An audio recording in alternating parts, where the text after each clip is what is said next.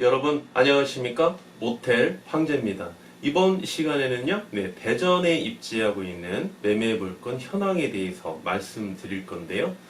중간에 모텔 황제가 여러분에게 또 꿀팁을 하나 드리겠습니다. 그럼 주목해 주시고요.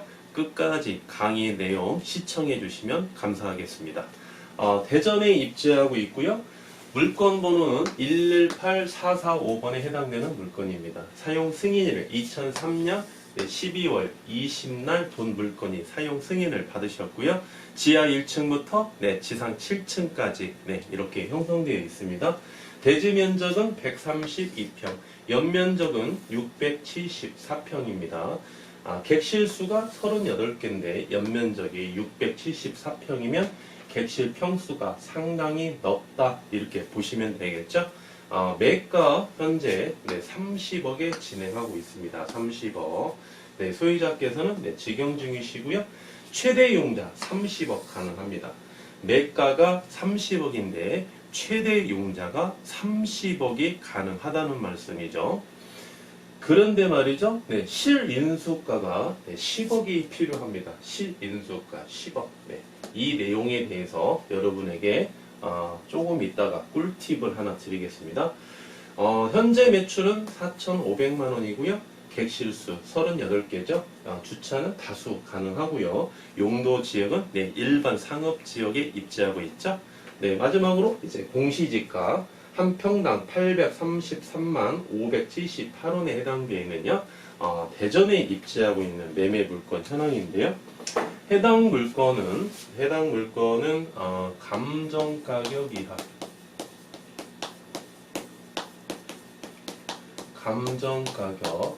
이하로 매매 중인 물건이고요. 또 한 가지 시장 가격 이하, 시장 가격 이하로 현재 매매 중인 물건입니다. 참고로 해당 물건은요, 2018년도 작년이죠. 2018년도에 매도인께서요, 현재 보유하고 계시는 매도인께서 작년에 해당 물건을 36억이네요. 36억에 매가를 결정해서 진행했던 물건이에요. 그래서 이제 지금은 30억에 진행하고 있다. 여러분들이 하나 또 기억해 주시고요. 해당 물건은 역세권에 입지하고 있습니다. 역세권 입지하고 있고, 상권 자체가 말이죠. 20대에서 30대가 주 수요층입니다. 20대에서 30대 주 수요층. 그리고 해당 물건은 먹자 유흥이 밀집되어 있는 상권이고요. 상대적으로 숙박업소는 분산된 지역에 입지하고 있습니다. 그리고 여기에서 하나 또 주목해야 될 게, 이 상권 자체에서 나대지 있지 않습니까? 나대지. 숙박업소를 지을 땅, 이런 나대지가 없습니다. 그러니까 향후에 여러분들이 리스크가 그만큼 많이 제거가 된다는 이야기겠죠? 그러면 실인수가, 여기에서 매가가 30억인데 최대 용자가 30억이 가능한데요. 실인수가가 왜 10억이 필요한지 모텔 황제가 여러분에게 꿀팁을 하나 드리겠습니다. 우리 금융권에 보면 말이죠. 금융권에서 대출을 해주는 대출 상품이 있지 않습니까? 대출 상품 중에는 주택에 대한 대출 상품은 아주 많이 이렇게 형성되어 있고요. 정부 차원에서도 많이 이제 상품을 해당 1금융권에 많이 이제 상품을 내놓고 있는데요. 금융권의 대출 상품 중에 우리가 이제 호텔이나 모텔의 대출 상품을 보았을 때 제1금융권 있지 않습니까? 제1금융권은 해당 모텔이나 호텔에 대한 대출 상품이 없습니다.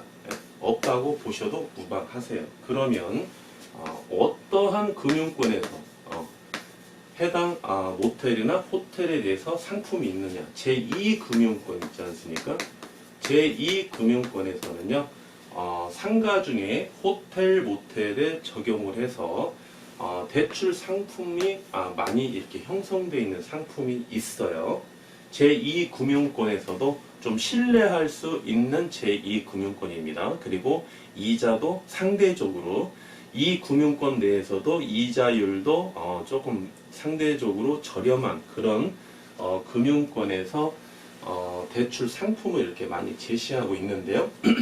아무 물건이나 제시하는 건 아닙니다. 금융권에 있는 이들이 누굽니까? 예. 본인들이 원금이 회수가 안 될 만한 그런 상권에 최대 융자 30억씩 이렇게 대출해 주겠습니까? 터무니없는 이야기죠. 예. 해당 물건처럼 어느 정도 대전에 입지하고 있는데 해당 상권 자체가 훌륭한데 해당 물건에 대해서 현재 매출이 4,500만 원이 나오는 상태에서는 우리는 30억을 대출해 줄 수가 없다. 그러면 대출 상품에 대한 조건이 있지 않습니까? 조건. 그렇죠? 네. 내가 30억을 우리 예비 취득자에게, 매수인에게 30억을 대출해 주겠다. 30억의 매매 계약이 체결이 된다 하더라도 그 조건이 뭐냐면 조건을 제시해야 되는 거죠. 네, 리모델링 조건이죠. 리모델링 이렇게 조건을 제시를 합니다. 네. 이게 왜 그러냐면요. 현재 조건으로 대출을 30억을 대출해 준다고 가정을 하게 되면 매매 가격이 30억에 매도인과 매수인이 매매 계약을 체결했어요. 이럴 때 대출자, 금융권 입장에서 대출금을 30억을 대출해 줬단 말입니다. 그러면 매수인은 말이죠. 네. 매수인은 취득록세 약 한 1억 5천만 원만 있으면 본 물건을 취득하겠죠? 그렇죠? 매수인은 얼마나 좋습니까? 그렇지만 금융권 입장에서는 말이죠. 매매 가격이 30억인데 대출을 30억을 해줬다면 이 대출금에 대한 이자금과 원금 상환에 대한 리스크가 어떻습니까? 리스크가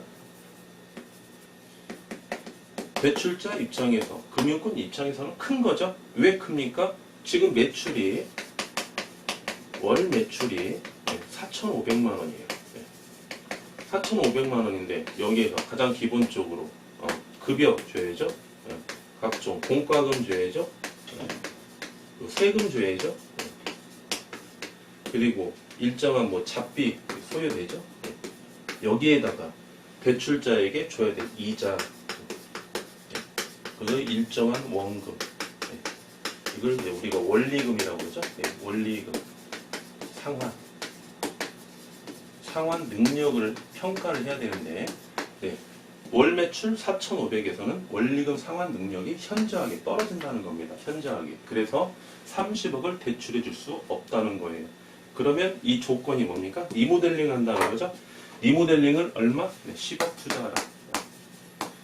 리모델링을 10억을 투자할 수 있는 매수인이라면 우리가 대출을 30억 대출해 주겠다. 왜? 이 상권은 이미 여기에 해당되어 있는 상권은 이미 검증된 상권입니다.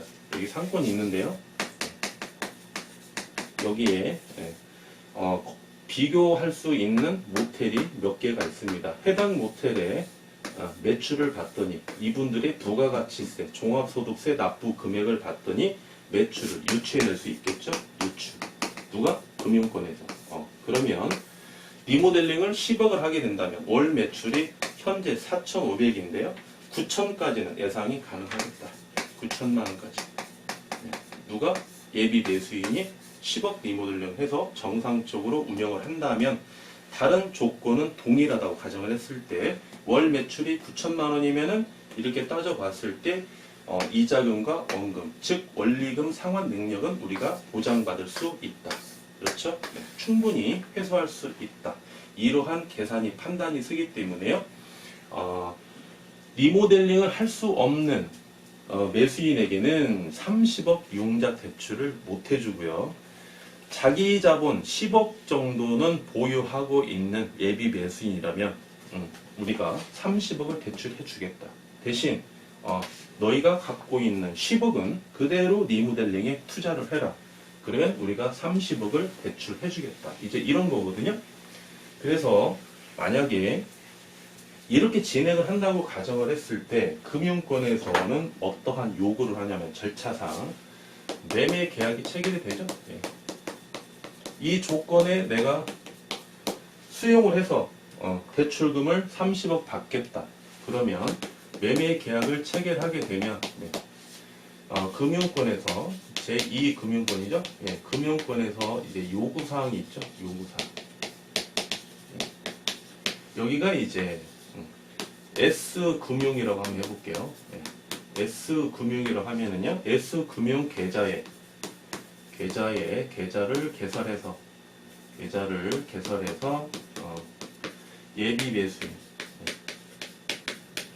예비 매수인이 계좌에서 통장에 10억을 예치를 하라고 합니다. 10억을 예치.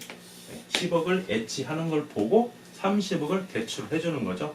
10억 예치도 확인 안 하고 30억 해주겠습니까? 그렇죠? 네. 그래서 30억을 그러면 대출을 해줍니다. 그러면 이제 어떠한 절차를 하게 되냐면요. 이제 갑에서 을로 여러분이 이제 을이라고 보는 거예요. 갑은 이제 매도인이고요. 네. 을은 매수인입니다. 그러면 이제 금융권에서 말이죠. 여러분에게 10억을 이제 30억을 대출을 해주는 거죠. 10억을 예치를 해놓으면 이 사람이 진짜 리모델링 할 비용이 있는 사람이구나.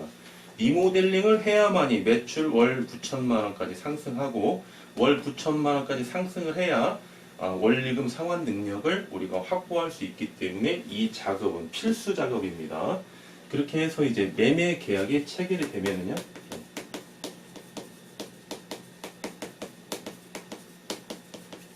매매 계약이 체결이 되면은 이제 금융권에서 매수인에게 S금융에서 이제 30억을 대출해 주겠죠.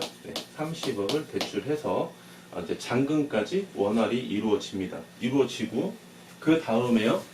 이제 소유권 이전을 하는 이제 잔금일 있죠. 소유권 이전하는 잔금과 소유권 이전에 필요한 서류를 갑과 을이 이제 동시 이행을 해서 잔금날 이제 소유권을 취득을 합니다. 이제 소유권을 취득하면은요.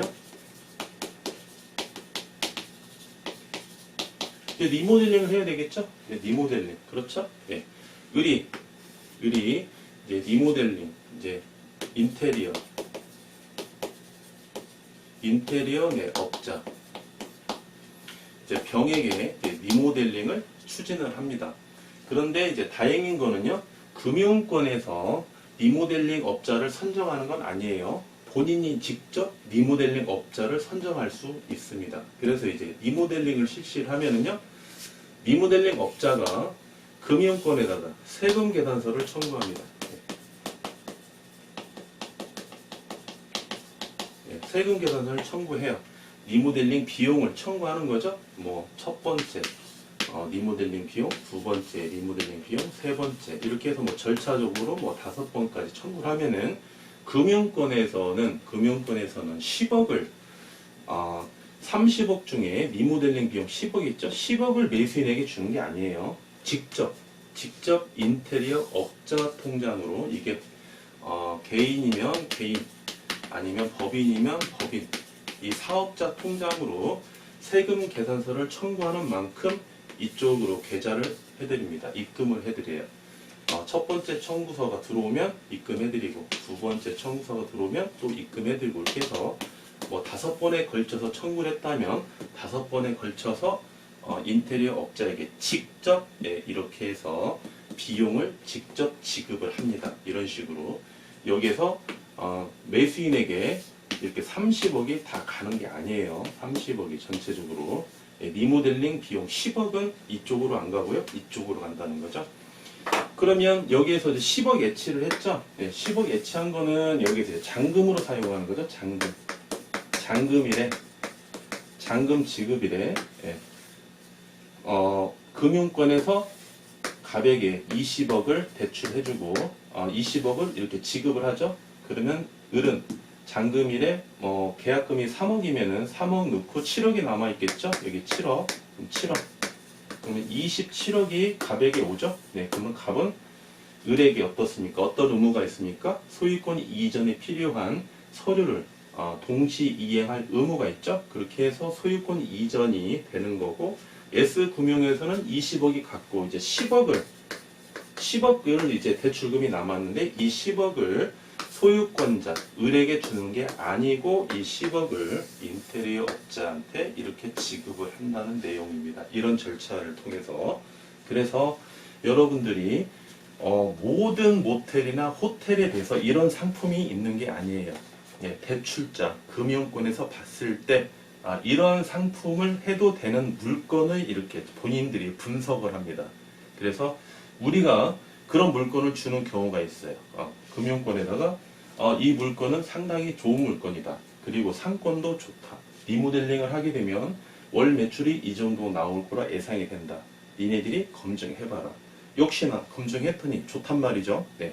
금융권은요, 안전한 담보가 있는 물건에 대해서 본인들이 안전한 대출금을 대출을 해줌으로써 거기에서 이제 수익을 발생하는 바로 금융권이죠. 그렇게 해서 저희 중개인들과 금융권이 이렇게 연계를 합니다. 연계를 해서 상품에 대해서 분석을 하고 예비 타당성 분석에 부합하는 물건에 한해서 이렇게 대출금을 리모델링 조건으로 해주는 그런 상품이 있다. 네, 이렇게 말씀드릴 수 있겠습니다. 그러면 이러한 물건을 취득할 수 있는 예비 창업자 여러분들을 보셨을 때에는요, 첫 번째는 유경험자가 적합합니다. 유경험자. 호텔이나 모텔을 직접 운영해 봤던 경험자한테는 좀 유리한 물건이죠. 전혀 경험이 없는데 리모델링까지 진행하는 물건은요, 예비 창업자 여러분, 초보 창업자 여러분 입장에서는 그만큼 또 리스크가 가중될 수 있거든요. 따라서 임차를 해서 운영을 해봤던, 아니면 모텔을 취득해서 운영하다가 모텔을 매도를 했어요. 아니면 보유하고 있어요. 그래서 다시 또 다른 호텔을 취득하고자 하는 그러한 예비 창업자 여러분, 유경험자에 한해서 조금 더 유리한 물건이 될 수 있겠고요. 두 번째는 이제 인테리어를 좀 아셔야 됩니다. 인테리어. 네. 인테리어를 아셔야 되는데요. 가장 중요한 게 이 인테리어 업자를 선정하실 때에도 소유자께서 지연, 학연, 혈연 다 좋아요. 다 좋은데 통해서 선정하셔도 좋은데 이 인테리어 업자가 분명히 하나 꼭 요건이 충족을 해야 되는 게 뭐냐면 숙박업소를 인테리어를 했던 경험자, 인테리어를 했던 유경험자가 인테리어를 하셔야지 상가나 사무실 있죠? 사무실이나 병원, 학교, 은행, 주택 이런 상품에 대해서만 인테리어한 업자한테 맡겼다가는 여러분들이 큰 사고를 당할 수가 있습니다. 매출이 이렇게 안 나와요. 무조건 10억 투자한다고 월 매출이 9천만 원씩 나오는 거는 절대 아닙니다. 손님의 눈높이에 맞춰서, 손님의 효용에 맞춰서 인테리어를 해야만이 그만큼 시너지 효과가 창출이 되는 거겠죠. 네, 그래서 그렇게 인테리어 업자를 선정하는 데 있어서 여러분들이 신중을 꼭 기여해야 되시겠고요. 세 번째는 뭐냐면 일정한 기간이 소요가 됩니다. 소요. 잔금일이 여러분 잔금일이 10월 1일이었어요. 10월 1일부터 2달 동안 리모델링 했다고 가정했을 때 12월 1일 날 재오픈을 했습니다. 리모델링 하고. 그러면 12월 1일부터 12월 31일까지 첫 달 운영해서 여기가 9천만 원이 나온다는 이야기니까 매출이 9천만 원 안 나오죠. 이때는. 그리고 12월 1일부터 오픈했다고 가정했을 때 31일 이듬해 2020년 1월 1일부터 1월 31일 2월 1일부터 2월 28일 3월 1일부터 3월 31일 이렇게 된다고 가정을 했을 때요. 호텔이나 모텔은요. 1월달, 2월달에 굉장히 비수기입니다. 전체적으로. 전국을 다 보았을 때 비수기예요.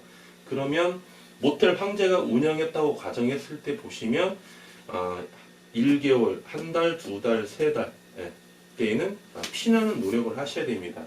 매출을 상승시키기 위해서 청결, 친절, 공격적인 마케팅 모든 거를 3개월 동안 투자를 하시고 3월 1일부터 3월 31일까지 이때 매출이 한 9천만 원 나올 확률이 거의 90% 이상입니다. 이때 못 올리면은 4월 1일부터 4월 30일 이때 못 올리면은 5월 1일부터 5월 30일 이때 되는 거죠. 절대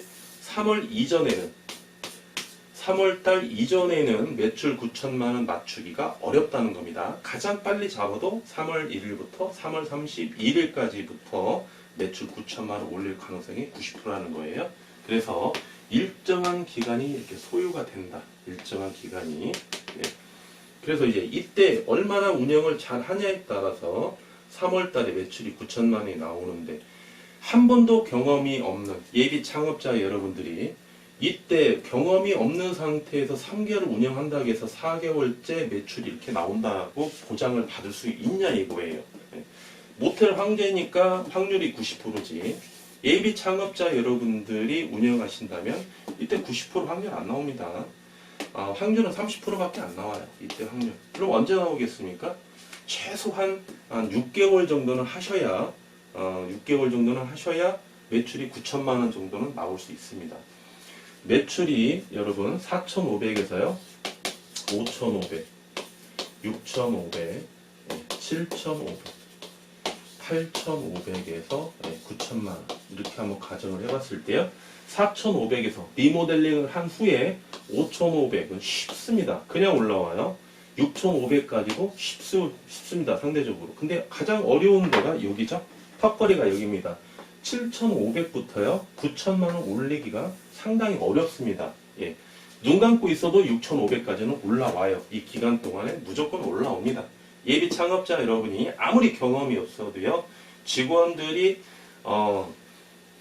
조금 성실하게 일을 안 해도 6,500까지는 충분히 올라옵니다. 월 평균 충분히 올라와요.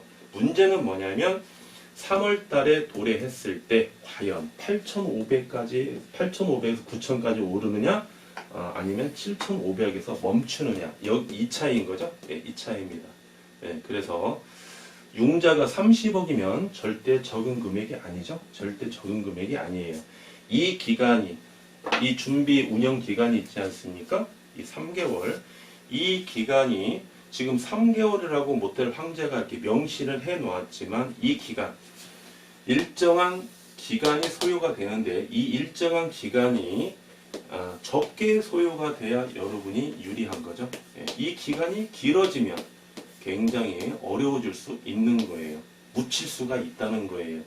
이 기간 동안 3월달, 4월달까지 매출이 8,500에서 9,000이 안 나오고 7,000에서 7,500이 나왔다 그러면 8,500에서 9,000까지 올리기가 아주 힘들겠죠. 따라서 본 물건은 예비 창업자 여러분을 보셨을 때 경험이 있는 분, 그리고 인테리어도 어느 정도 알고 계시는 분, 또한 일정한 기간이 소요된다는 걸 감안했을 때 매출을 9천만 원씩 올릴 수 있는 어떠한 기간에 대한 소요도 필요하고 영업에 대한 능력도 필요한 예비 창업자 여러분에게 맞는 물건이다. 네, 이렇게 말씀드릴 수 있겠습니다.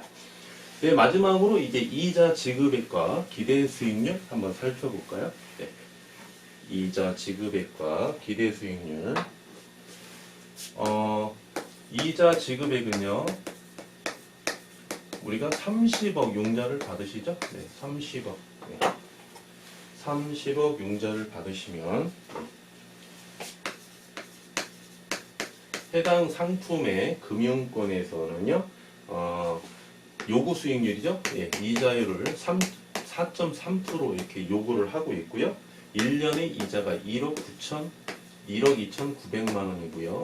네, 한 달에 얼마의 이자를 부담하셔야 되냐면 1,075만 원에 대한 이자를 이렇게 부담하셔야 되겠습니다. 이제 마지막으로 기대 수익률 한번 살펴보겠습니다. 기대 수익률. 네, 기대 수익률.